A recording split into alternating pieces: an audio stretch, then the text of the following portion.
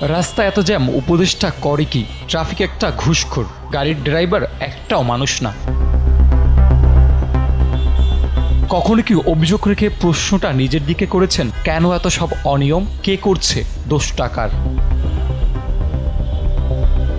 বাংলাদেশ যাত্রী কল্যাণ সমিতির তথ্য মতে 2014 থেকে 2025 সালের সেপ্টেম্বর পর্যন্ত এক যুগে দেশে 67,890টি সড়ক দুর্ঘটনায় 1,16,726 জন নিহত হয়েছে। আহত হয়েছে 1,65,021 জন। এত সড়ক দুর্ঘটনার সব দোষ কি চালকদের, বাস মালিকদের? নাগরিক হিসাবে আমাদের দায় কতটুকু? সড়কে ট্রাফিক ব্যবস্থাপনা বাড়াতে ও পথচারীদের সুবিধার কথা মাথায় রেখে রাস্তা পারাপারের জন্য গুরুত্বপূর্ণ স্থানে নির্মাণ করা হয় ফুটওভার ব্রিজ। রাজধানীর গুরুত্বপূর্ণ স্থানে ফুটওভার ব্রিজ থাকলেও ব্যবহারের চিত্র চোখে পড়ার মতো নয়। শহর জুড়ে অনিরাপদ পারাপারের চিত্রই সর্বত্র।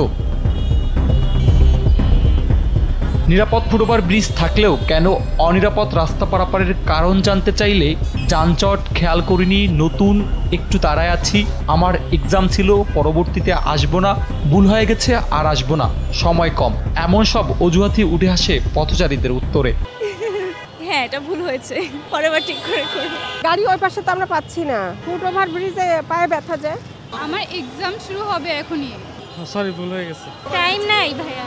বিষয়টি নিয়ে হিমশিম খেতে হয় দায়িত্বরত ট্রাফিককেও। তবে তারা নিয়মিত পথচারীদের সচেতন করেন, জানালেও রাজি নন ক্যামেরার সামনে কথা বলতে।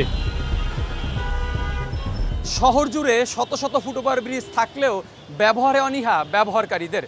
ঝুঁকি নিয়ে রাস্তা পারাপার হওয়াকেই সহজ ও সময় সাশ্রয়ী ভাবছে ব্যবহারকারীরা। সাইফুল ইসলাম, এনপিবি।